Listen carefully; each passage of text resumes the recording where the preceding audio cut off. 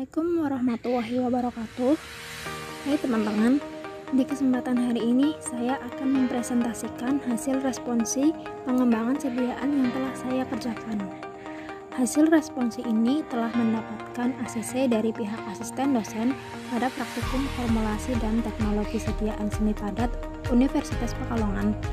Untuk selanjutnya, saya melakukan pembuatan video presentasi ini. Sebelum memulai materi, izinkan saya untuk memperkenalkan diri saya ya. Perkenalkan, nama saya Puji Wijayanti dari mahasiswa program studi S1 Farmasi, Fakultas Farmasi Universitas Pekalongan. Langsung saja kita ke materi ya. Nah, di sini saya akan menjelaskan bentuk sediaan yang akan saya buat reformulasinya, yaitu suspensi.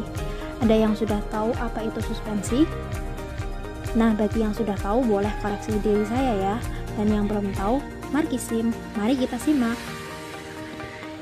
Menurut Syamsuni, suspensi oral adalah sediaan cair yang mengandung partikel padat, bentuk halus, dan terdispersi dalam fase cair.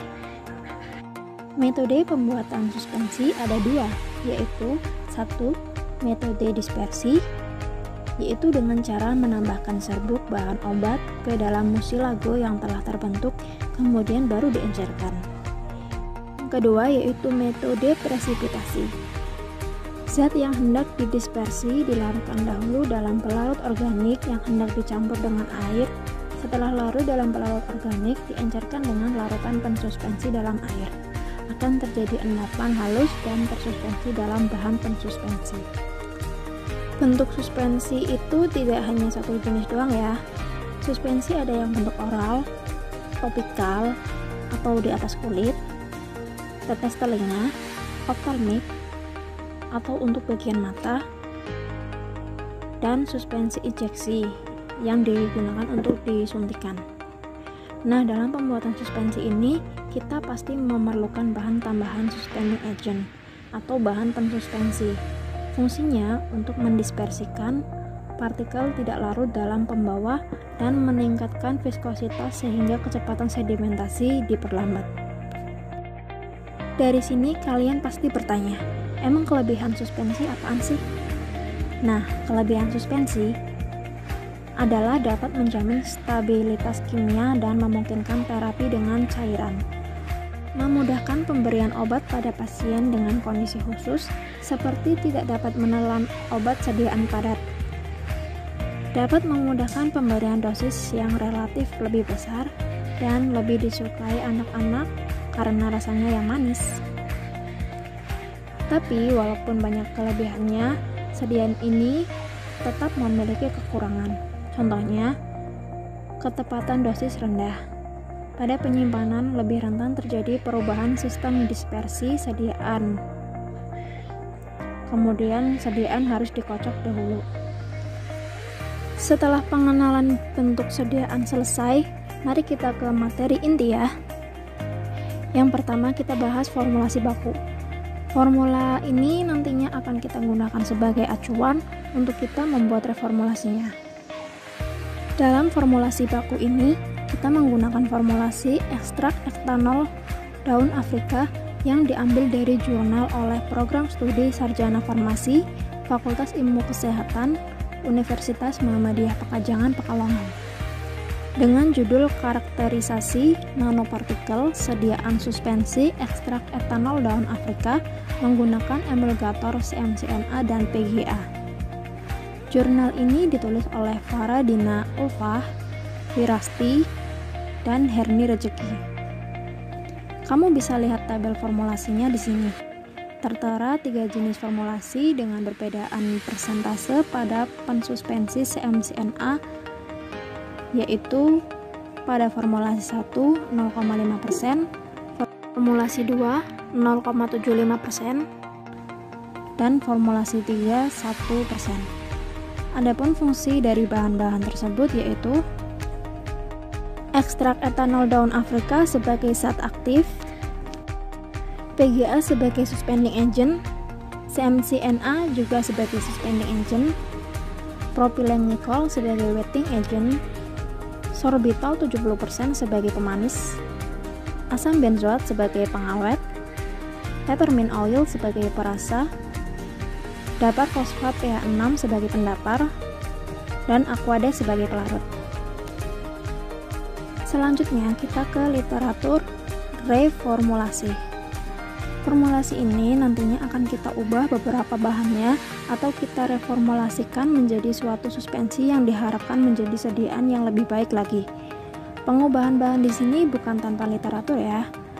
Kita tetap akan mencantumkan sumber dan literatur yang dipercaya sehingga hasil sediaannya nanti tidak asal. Jurnal reformulasi ini diambil dari Departemen Farmasi Industri, Fakultas Farmasi, Institut Ilmu Kesehatan Bakti Wiyata Kediri, Indonesia, dengan judul Formulasi dan Evaluasi Stabilitas Fisik Suspensi Ubi Cilembu atau Ipomoe Batatas L dengan suspending agent CMCNA dan PJS sebagai antihiperkolesterol. Dibuat pada Januari 2015. Penulis jurnal ini yaitu Yaya Nurfitriani, Cikra INHS, Ninis Yuliati, dan Diah Ariantini. Jurnal reformulasi ini meneliti tentang formulasi dan evaluasi stabilitas fisik suspensi ubi cilembu Ipomoe Batatas L dengan suspending agent CMCNA dan PJS sebagai antihiperkolesterol. Nah, dari isi formulasi yang sudah dilakukan, didapatkan formulasi yang paling baik stabil, yaitu formulasi sebagai berikut, di mana kegunaan bahan ini yaitu pada ubi cilembu sebagai zat aktif atau antihiperkolesterol, CMCNA sebagai emulgator, nitagin sebagai pengawet, sirup simplex sebagai pemanis, parasamin sebagai flavor, dan aquade sebagai pelarut. Pada formulasi ini, bahan yang digunakan untuk formulasi pengembangan menggunakan produk bahan alam sebagai zat aktifnya yang berasal dari ubi cilembu. Ubi cilembu merupakan kultivar ubi jalar, merupakan ras lokal asal Jawa Barat. Ubi cilembu memiliki kandungan vitamin A yang cukup tinggi. Selain vitamin A yang tinggi, juga mengandung kalsium, vitamin B1, vitamin B2, niacin, vitamin C, alkaloid, flavonoid, serta saponin. Kandungan kimia di atas diduga dapat menurunkan kadar kolesterol berlebih. Ubi cilembu dapat digunakan sebagai antihiperkolesterol pada konsentrasi 5 mg per 20 gram BB mincit. Anis dan kawan-kawan 2013.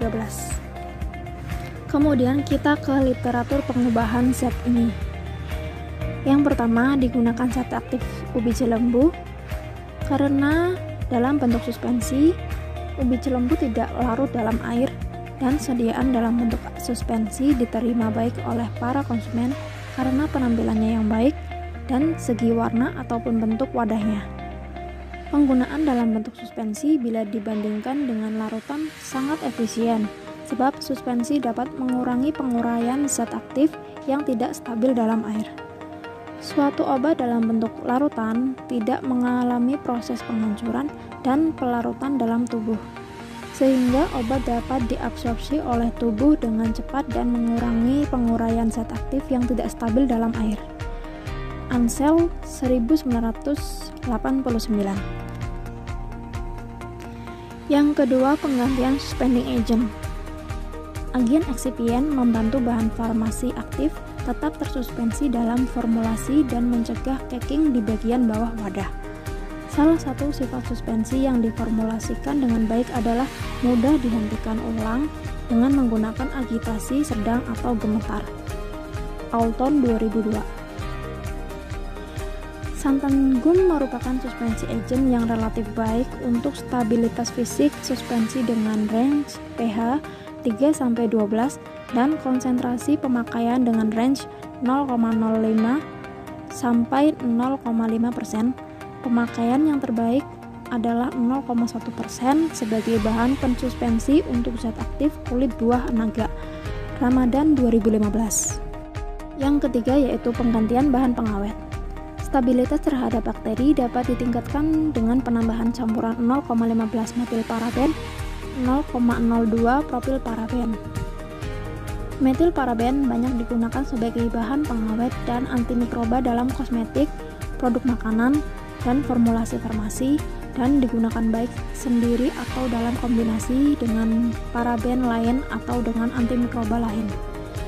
Propil paraben efektif sebagai pengawet pada rentang pH 4-8. Peningkatan pH dapat menyebabkan penurunan aktivitas antimikrobanya. Larutan propil paraben dalam air dengan pH 3-6 stabil dalam penyimpanan selama 4 tahun pada suhu kamar. Sedangkan pada pH lebih dari 8 akan cepat terhidrolisis. Rowe dan kawan-kawan 2005. Kamu dapat melihat formulasinya di sini.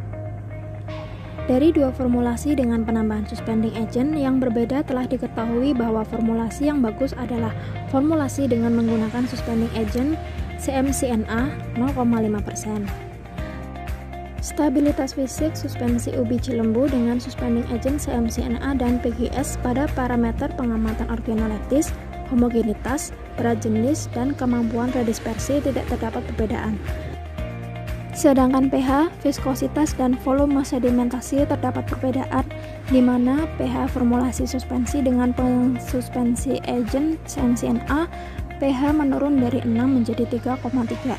Sedangkan formulasi suspensi dengan suspending agent PGS pH menurun dari 6,1 menjadi 3. Uji viskositas formulasi suspensi dengan suspending agent CMCNA stabil dengan nilai signifikan P sama dengan 0,163, di mana P lebih dari 0,05, dan formulasi suspensi dengan suspending agent PGS stabil dengan nilai signifikan P sama dengan 0,729, di mana P lebih dari 0,05. Sedimentasi formulasi suspensi dengan suspending agent CMCNA stabil dengan nilai signifikan P sama dengan 0,156, di mana P lebih dari 0,05, dan formulasi suspensi dengan suspending agent PGS stabil dengan nilai signifikan P sama dengan 0,191, di mana P sama dengan 0,05. Yang ketiga yaitu reformulasi.